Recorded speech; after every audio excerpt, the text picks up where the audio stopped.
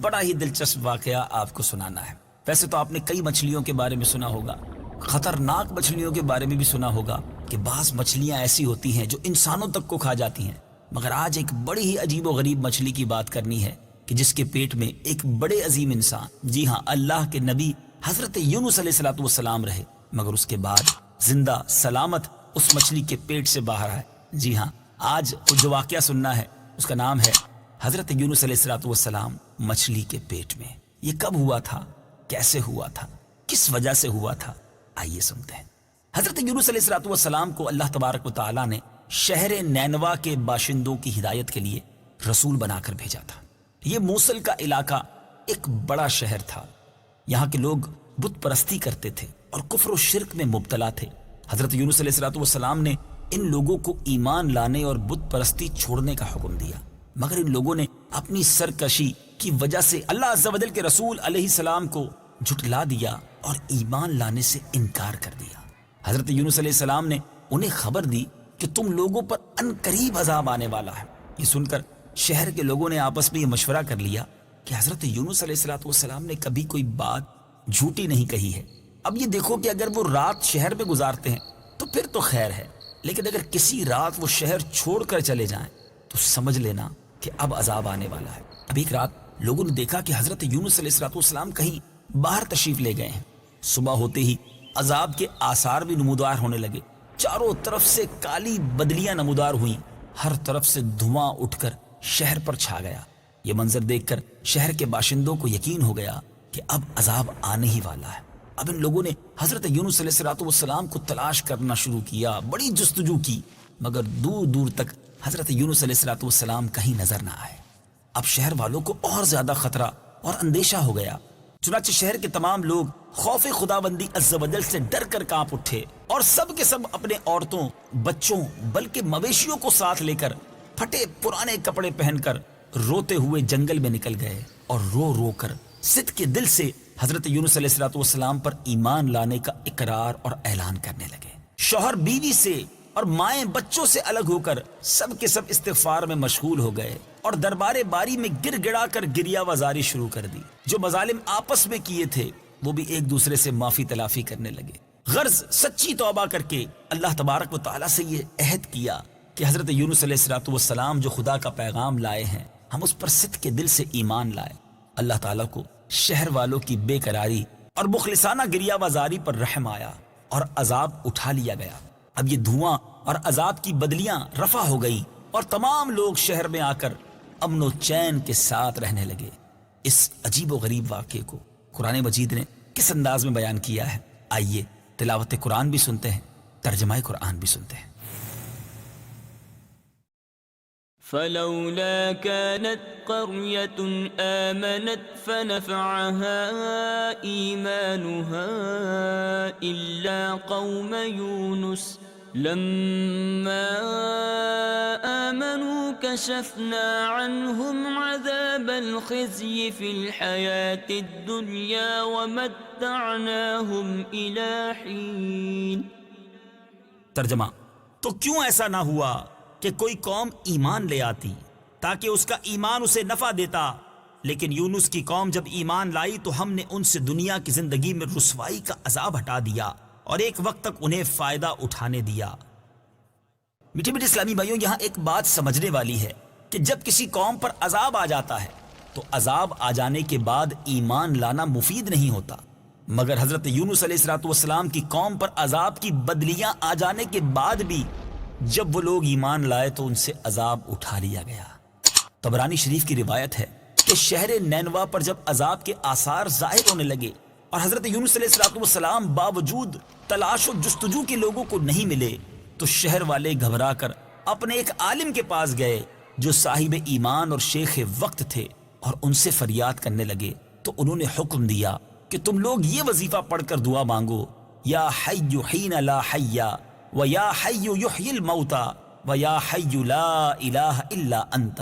چنانچہ لوگوں نے یہ پڑھ کر دعا مانگی تو عذاب ٹل گیا۔ بعض روایتوں میں کچھ اور وظائف بھی ملتے ہیں۔ میٹھے میٹھے اسلامی بھائیوں، عذاب تو ٹل گیا، اب حضرت یونس علیہ الصلوۃ والسلام کہاں تھے اور پھر یہ واقعہ آگے کیسے بڑھا؟ حضرت یونس علیہ الصلوۃ والسلام شہر کے قریب آئے تو آپ نے شہر میں عذاب کے کوئی اثر کو نہیں دیکھا۔ لوگوں نے عرض کی کہ حضور اپنی قوم میں تشریف لے جائیے، تو آپ نے فرمایا کہ میں اپنی قوم میں کس طرح جا سکتا ہوں؟ میں تو ان لوگوں کو عذاب کی خبر دے کر شہر سے نکل گیا تھا، مگر عذاب تو نہ آیا، تو اب وہ لوگ مجھے جھوٹا سمجھ کر قتل کر دیں گے۔ آپ یہ فرما کر غصے میں بھر کر شہر سے پلٹ آئے اور ایک کشتی میں سوار ہو گئے۔ یہ کشتی جب بیچ سمندر میں پہنچی تو کھڑی ہو گئی۔ اب وہاں کے لوگوں کا ایک بڑا عجیب و غریب عقیدہ تھا کہ وہی کشتی سمندر میں کھڑی ہو جایا کرتی ہے کہ جب کشتی میں کوئی بھاگا ہوا غلام سوار ہو جاتا ہے۔ چنانچہ کشتی والوں نے قرآن نکالا، قرآن دازی کی، تو حضرت یونس علیہ السلام کا نام نکل آیا، تو کشتی والوں نے آپ کو سمندر میں پھینک دیا اور کشتی لے کر روانہ ہو گئے، اور فوراً ہی ایک مچھلی آپ کو نگل گئی، اور مچھلی کے پیٹ میں جہاں بالکل اندھیرا تھا آپ قید ہو گئے۔ مگر اسی حالت میں آپ نے یہ آیت کریمہ لا الہ الا انت سبحانک انی کنت من الظالمین یہ وظیفہ پڑھنا شروع کر دیا، اور اس کی برکت سے اللہ تعالیٰ نے آپ کو اس اندھیری کوٹھڑی سے نجات دی، اور مچھلی نے کنارے پر آ کر آپ کو اگل دیا۔ اس وقت آپ بڑے ہی کمزور اور نحیف ہو چکے تھے۔ اللہ عز و جل کی شان تو دیکھیں کہ اس جگہ ایک کدو کی بیل اگ گئی، آپ اس کے سائے میں آرام کرتے رہے۔ پھر جب آپ پہ کچھ توانائی آئی تو آپ اپنی قوم میں تشریف لائے، اور سب لوگ انتہائی محبت و احترام کے ساتھ پیش آ کر آپ پر ایمان لے آئے۔ میٹھے میٹھے اسلامی بھائیوں، اس واقعے سے ہمیں یہ بھی پتہ چل رہا ہے کہ یہ آیت کریمہ جو آج کل ورد کیا جاتا ہے، یہ حضرت یونس علیہ السلام نے مچھلی کے پیٹ میں پڑی تھی، اور اللہ تعالیٰ نے اس مبارک آیت کی برکت سے آپ کو مچھلی کے پیٹ سے نجات عطا فرمائی۔ بڑا مبارک وظیفہ ہے، پڑھتے رہنا چاہیے۔ اب حضرت یونس علیہ السلام کی جو دردناک داستان ہے، قرآن پاک نے اس کو کس انداز میں بیان کیا ہے، آئیے تلاوت قرآن پاک بھی سنیں، ترجمہ قرآن بھی سنیں۔ وَإِنَّ يُونُسَ لَمِنَ الْمُرْسَلِينَ إِذْ أَبَقَ إِلَى الْفُلْكِ الْمَشْحُونِ فَسَاهَمَ فَكَانَ مِنَ الْمُدْحَضِينَ فَالْتَقَمَهُ الْحُوتُ وَهُوَ مُلِيمٌ فَلَوْلَا أَنَّهُ كَانَ مِنَ الْمُسَبِّحِينَ لَلَبِثَ فِي بَطْنِهِ إِلَى يَوْمِ يُبْعَثُونَ فَنَبَذْنَاهُ بِالْعَرَاءِ وَهُوَ سَقِيمٌ وَأَنبَتْنَا عَلَيْهِ شَجَرَةً مِّن يَقْطِينٍ وَأَرْسَلْنَاهُ إِلَى 100,000 أَوْ يَزِيدُونَ فَآمَنُوا فَمَتَّعْنَاهُمْ إِلَى حِينٍ۔ ترجمہ: اور بے شک یونس ضرور رسولوں میں سے ہیں۔ جب وہ بھری کشتی کی طرف نکل گیا تو کشتی والوں نے قرعہ ڈالا، تو یونس دھکیلے جانے والوں میں سے ہو گئے۔ پھر انہیں مچھلی نے نگل لیا، اور وہ اپنے آپ کو ملامت کر رہے تھے۔ تو اگر وہ تسبیح کرنے والا نہ ہوتا تو ضرور اس دن تک اس مچھلی کے پیٹ میں رہتا جس دن لوگ اٹھائے جائیں گے۔ پھر ہم نے اسے میدان میں ڈال دیا، اور وہ بیمار تھا، اور ہم نے اس پر کدو کا پیڑ اگا دیا، اور ہم نے اسے 1,00,000 بلکہ زیادہ آدمیوں کی طرف بھیجا، تو وہ ایمان لے آئے، تو ہم نے انہیں ایک وقت تک فائدہ اٹھانے دیا۔ میٹھے میٹھے اسلامی بھائیوں، اب یہاں اس واقعے سے سیکھنے کو کیا ملتا ہے کہ توبہ کریں، استغفار کریں، خوب اللہ کی بارگاہ میں گر گڑائیں، تو بڑے بڑے طوفان ٹل جایا کرتے ہیں، بڑی مصیبتیں دور ہو جایا کرتی ہیں۔ اگر آپ کسی پریشانی میں ہیں، آپ کسی مشکل میں ہیں، کسی مصیبت میں ہیں، اپنے رب کو پکاریے، لیکن دل سے پکاریے، سچی نیت کے ساتھ پکاریے، آنسو بہا کر توبہ کیجیے، وہ کریم ضرور کرم فرمائے گا۔ لیکن دیکھیں، صرف کانوں کو ہاتھ لگا لینا، گالوں پر چپت لگا کر توبہ توبہ کہہ لینا، یہ کافی نہیں ہے۔ توبہ ندامت کا نام ہے، شرمندگی کا نام ہے، اور دل کے پکے ارادے کا نام ہے کہ اب گناہ کرنا بھی نہیں، جو کیا ہے اس سے سچی توبہ بھی کرنی ہے، آئندہ زندگی اس غلطی سے باز رہنا ہے، ضرور کرم ہوگا۔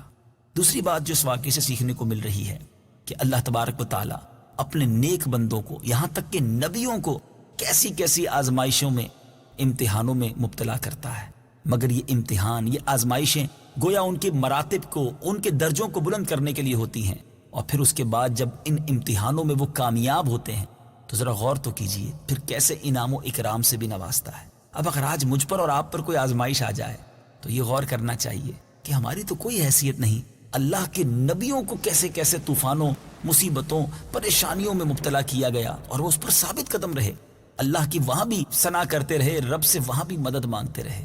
تو ہم بھی اگر کسی مشکل میں ہیں تو صبر کا دامن نہ چھوڑیں، اور اگر یہ امتحان آیا ہے تو اس پر پورا اترنا ہے، شکوے شکایت کر کے صبر کا ثواب تو ضائع نہ کریں۔